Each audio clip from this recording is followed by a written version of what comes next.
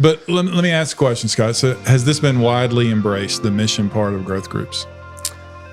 You want me to be honest? Yeah, let's be honest. Not widely embraced. Right. Some groups have embraced it and have said, we're in and we're going to do it because, so yes, some groups have not, I wouldn't say in the main, all of them have, because there's a fear of rejection here. There's a fear of putting yourself out there and being rejected. And it's easier just to meet with our people and our friends, but this is going. This is being part of the mission.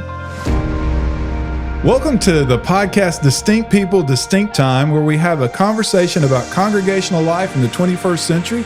I'm today's host, Pastor Jeff Long, and with me is local disciple-making pastor at Parkwood, Scott Hand.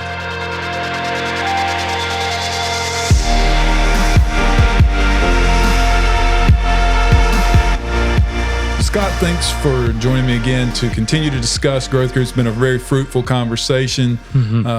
Let's recap a little bit where we're at. We've been working through an overview, and then we walked through each step of what a growth group is, what are the dynamics that we're after. Right. And today we come to the dynamic of mission, which is really an outgrowth of spiritual growth, community, and mission. So the mission portion of the diagram. What do you think about that? Well, it's my favorite essential, if I can have a favorite essential of the three: growth, community, and mission. Your favorite? My favorite one. That's it's like having a favorite child. How do you know I don't? Just kidding. We have Just to have kidding. Counseling with the hand children. That's right. All right, so let me ask you this practical question. What do you mean by mission? What do we mean when we say mission? Yeah, it's a really good question. So the number one thing we mean, Matthew 28, the Great Commission, go and make disciples. That's really the heart of it. That's the motivation behind it. Obedience to Christ, to go and make disciples, which involves evangelism and involves, post-conversion, discipling, but that's really that's the heart behind it. It's not, we said this before, it's not just a Bible study. And this is what makes it not just a Bible study. Truly, You're going out with the gospel. Right. So the illustration I've often used is churches are in the field of dreams mode. If you build it, they will come. So we've just, come up with something and we expect people to come. We're really talking here about being proactive. Exactly. About doing what the commission says to go. Go. That's right. To go and to make disciples. So we say it in two places. Correct. Neighbors and nations. Neighbors and nations. Neighbors and nations. And with the growth group, we're touching both, but primarily today we're going to talk about our neighbors. Right. Correct. So sometimes Parkwood gets accused because we talk a lot about the nations, that all we care about is the nations. And I say, you're not really paying attention to Parkwood. Right.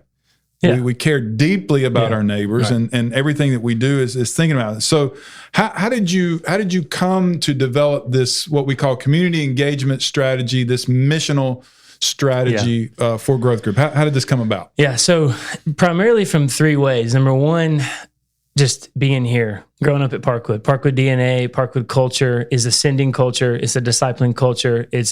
I've heard about mission since I was in the youth group, and really from my mom and dad, but it seemed like every Sunday, every sermon, every Bible study had some element of going with the gospel, whether it was to my football team when I was at Ashbrook, or whether it was to the Boy Scouts, or when I went to college, or overseas. It's just this idea of going was implanted in me from a kid. So personally, that had a big influence. Secondly, IMB training and experience. We were overseas with IMB, and they pour training, educate, equipping, development into you. And then you get to go practice it in a very real life situation overseas. And then education. My education is in disciple making. Right. My advanced, education. Just say is it. in Dr. Scott Hand. So it is Makes me laugh too. Yeah, it's funny, right? But it is in disciple making. So I have had very focused education and training from seminaries in this regard. So we came up with the community engagement strategy to help our folks who say, I don't know how to do this. Right. I want to go with the gospel, but I don't know what to do. We've laid out a strategy to help people know what to do. So our influence first, primarily Acts 1:8. There's a strategy. Oh yeah, right. That you're going to Jerusalem, Judea, Samaria, and the uttermost parts of the earth. Exactly. Yeah, that's good. So there's strategy laid out there, but there are people who've taken that and thought further. So why don't you share some of the resources of people that have helped you think through this. Yeah, absolutely. So I brought with me 3 main books that have really impacted me, exactly what you're saying. Number 1 is Why Cities Matter. It's by Stephen and Justin Buzzard. These guys have understood the phenomenon that people are moving into the cities. Our cities, the population is increasing tremendously. Right. And if the church is not ready to welcome them, then we're just missing it. Right. We have an incredible opportunity. So Why Cities Matter, phenomenal book to help us understand that. And they're moving to this city. Well, right. And you apply it to us. Big time. It's huge.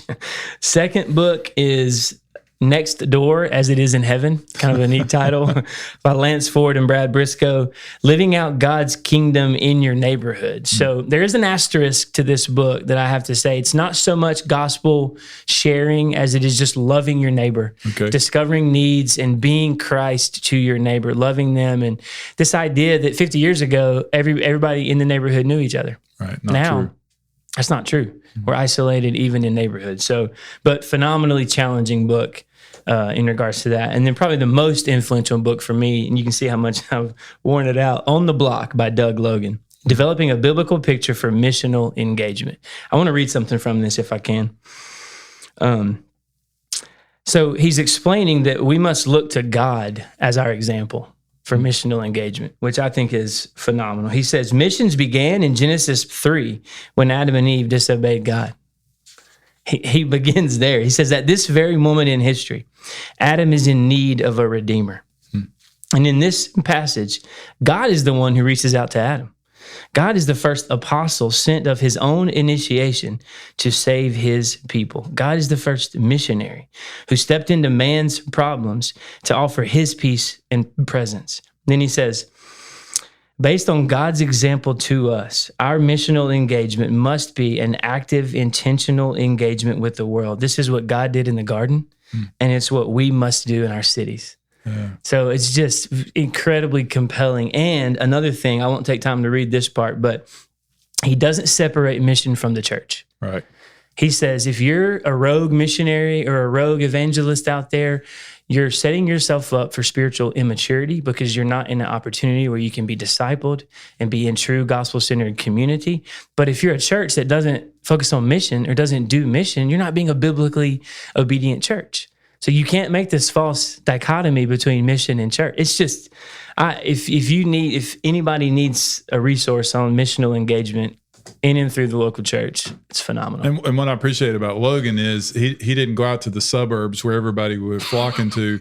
He went to the inner city of Philadelphia and planted a church difficult, on the block. Literally, that's why it's called that, because he had to love the people on the block. Yeah. So wherever you are as the followers of Christ, as his church, we are on mission. So we mapped out a strategy, this community engagement strategy. Walk us through just a brief explanation of the pieces of that. So number 1 is prayer. You got to begin with prayer. Right. You can't do anything apart from the Holy Spirit. We know that. John 15. So just engage. But this, I don't want to take time to go into it too much, but it's this idea that, okay, our growth group wants to do it, but we don't know how to do it. Well, prayer, we're scared. Well, pray for courage.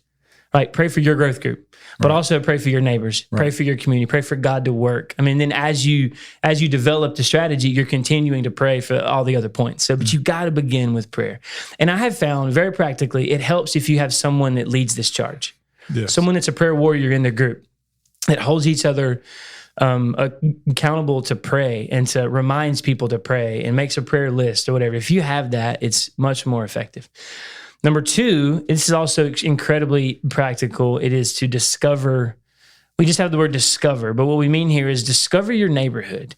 Discover the demographics of your neighborhood. Discover what's unique about your neighborhood. Is it largely young families with young kids? Is it single people? Is it college students? Is it retired people? Is there a body of water that runs in your neighborhood? Is there a school in your neighborhood? Is there a clubhouse or a pool? I mean, just you're discovering things that are happening in your neighborhood because you're learning how to use those things for community engagement, for taking the gospel to your neighborhood. You can use what you discover, right? Or maybe you discover something happened in your neighborhood. Somebody lost a family member and they're grieving. If you discover that, you can go help be Jesus to them, show Christ to them. So discovering is huge. And this is also very practical. Like people say, I don't know what to do. I don't know what to do. Take a walk in your neighborhood and open your eyes and look around. There you go. See, what do you see? Oh, they're building homes over there. You're discovering something about your neighborhood, which then leads to number 3, which is to formulate a plan. So, okay, you've discovered all this stuff. Well, you got to, what am I going to do with it? So you meet as a growth group and you can discuss. All right, they're building houses over there. Maybe we should go prayer walk where the new houses are being built. Right. Hey, there's a lake in the neighborhood. Maybe we could have a fishing day one Saturday and, like invite some people in the neighborhood, whatever. But you formulate a plan. And this is also how you can get the gospel. Like you can't forget to take the gospel to these people. So as you're formulating a plan, you're also thinking, okay, what can we do to share the gospel? How can we have opportunities for gospel conversations? And I'm going to get to an example in a minute. The 4th thing is to actually execute the plan. This one's kind of to do it. Don't obvious just as plan about the it. nose on your face, but actually do it. Yeah, right. And then this also does involve evaluation. Right. After you do it, like, how did it go? Evaluate, right? And then number 5 is happening the entire time you're in growth group, but it's identifying and equip leaders. But as you're praying, discovering, formulating a plan, and executing, your leaders are going to start to rise to the top. Right. These other things are how you identify. One of the ways we identify leaders. Hey, he's showing some leadership in this. Right. And that's one way you identify. And then you begin to equip. And we've talked about developing an apprentice. And then lastly is to multiply. Right. Which if you're doing this, your group's going to grow. And you're assuming we're reaching our neighbors. Right. Our neighbors are Right. going to become a part. Exactly. Yeah. So let me give you an example, a practical example, because some people still are going to be like, I don't know how this works out. I don't know how this happens. So several groups have done this. They have put on Nextdoor or on Facebook something, just a message like, hey, next Saturday, or, pick a day, but they're going to say, we have a Bible study that meets in the neighborhood. We would love to just do some service projects for you. If there's something in your neighborhood or something in your house, in your yard that you just don't have time to get to, or you don't know how to do it, we'd love to do it for free. We're not experts. We can't do fancy stuff, but we love to help out. One group did it and got 4 responses. My group did it and we got 6 responses. So it's something like one family said, hey, we bought a basketball goal for our 8-year-old son and neither one of us are mechanically inclined. Can you come help us put it together? Right. Absolutely, we can put it together. We can do that. One lady, her husband had an affair and had left, okay, like a month earlier. She was having a birthday party for her daughter. Her yard needed to be cut. She needed it weed eated. I mean, it looked, bushes needed to be trimmed. And so she said, can you guys help me? Of course we can cut grass. And, that's an easy thing to do. One other lady had some trees that the limbs were hanging over the edge of her house. And she said, hey, this is dangerous. I've been told these need to be cut. Would you guys mind coming to do that? So part of formulating the plan for us was, all right, we're not just going to go and meet these needs. How are we going to engage the people that live there? So we had a plan. Some of us would cut the grass while the other people are talking to the lady that lives there, whose husband had an affair. Some of us are going to trim the bushes and cut the tree limbs while the other people are talking to the lady that lives there, trying to have gospel conversations. That's what we mean by formulating a plan. And then we actually executed the plan on that Saturday. We evaluated it. We continued to pray, right? So that's just one example of kind of how this can happen in a group. That's one small example. There's many others. Yeah. And we've actually seen people come to faith as a result in other groups and other communities doing this. So, but let me ask a question, Scott. So has this been widely embraced, the mission part of growth groups? You want me to be honest? Yeah, let's be honest. Not widely embraced. Right. Some groups have embraced it and have said, we're in and we're going to do it because, some groups have not. I wouldn't say in the main, all of them have, because there's a fear of rejection here. There's a fear of putting yourself out there and being rejected. And it's easier just to meet with our people and our friends, but this is going. This is being a part of the mission. So we use a term called Rhythm Week. Right. Some people may not know what that means. So what is Rhythm Week and why do we do it? So Rhythm Weeks are 6 or 7 weeks out of the year, from January to December, 6 or 7 weeks where we don't provide material for the growth group to study. So in a way, we're kind of gently forcing a group to do some sort of community engagement. Right. But it could just be, hey, let's have a get together at our house. We're not going to do a Bible study, but we're going to pray. We're going to eat together. We're going to fellowship, and we're going to pray about the fact that we need to be more missionally active. And then when the next rhythm week comes along, maybe we get some more feet to what we're doing. But yeah, it's just a time to say no material. So we still want you to gather, but do some sort of missional engagement. Begin to carry out a point of the strategy. Yeah. And a simple thing, your neighbors, if you're doing these groups, your neighbors see these cars in your driveway and in the road, and some of them probably are annoyed by it. Stay out of their grass, please. Right. But just have a cookout and invite your neighbors. There's a rhythm week. Exactly. They've seen the car. Hey, you seen these cars? Hey, guys, come on over and join us. Right. So we want to help continue to move people in this direction as best we can. Now, just for a few minutes. So we talked about neighbors. There's a lot more we could say. Yeah. Let's talk for a minute about the nations. How do we tie together a growth group thinking about the nations? I think our main thing that we are kind of encouraging right now is for every growth group to be connected to a overseas worker or to a gospel worker. And by connection, we mean they are thinking about them. Right. A worker is on their mind, and they're getting a list of things to pray for. They're talking about the worker and what God's doing overseas within the growth group. And then eventually, we would hope it would lead to some trips, but among people in the same growth group. Right. That would be amazing. There's a need overseas, and a growth group who has already established a relationship with that overseas worker can meet that need and can go on that trip. That would be incredible. Or other ways, financial. We've had groups meet financial needs too. Exactly. Because they hear about it. And here's what's really cool. I regularly get texts and emails from members who their group's praying for and engaging. They're telling me about it, which is involving me in learning and understanding. We're so connected in so many different places. It's impossible for us to share all those needs every week at Parkwood. Exactly. Yeah. But these needs are getting prayed for because of these connection points. And as the world opens up more, it's gonna get us there to where we are going regularly. Yep. And one of the cool things that's happened, COVID's made us think about using online. A lot of the groups regularly are FaceTiming or Zooming with this worker overseas, praying for them, hearing the needs personally. You can do that now. Yeah, exactly. You don't have to get on an airplane to go over there. You can talk to them face to face. It's really awesome. Yeah, it's amazing. It's an encouragement to both sides. Because it's not just us praying for them. They want to pray for us. That's right. They want to pray for our families and our growth groups and what God's doing in our neighborhoods. Some of them are asking about this. How are you guys engaging your neighbors? Well, we can tell them. And then it's this mutual prayer for engagement, neighbors and nations. That's right. So it's really beautiful. So the simplicity of this is when you return from the field, which we know your heart, you'd love to be. That's why this is your favorite part. I said to you, Scott, teach us how to think like a missionary here. This is where all this came from. Right, exactly. That we just said, all right, how do we think like that? And brothers and sisters, we live in a post-Christian culture. Most of your neighbors are not believers. Exactly. In Gaston County. Right.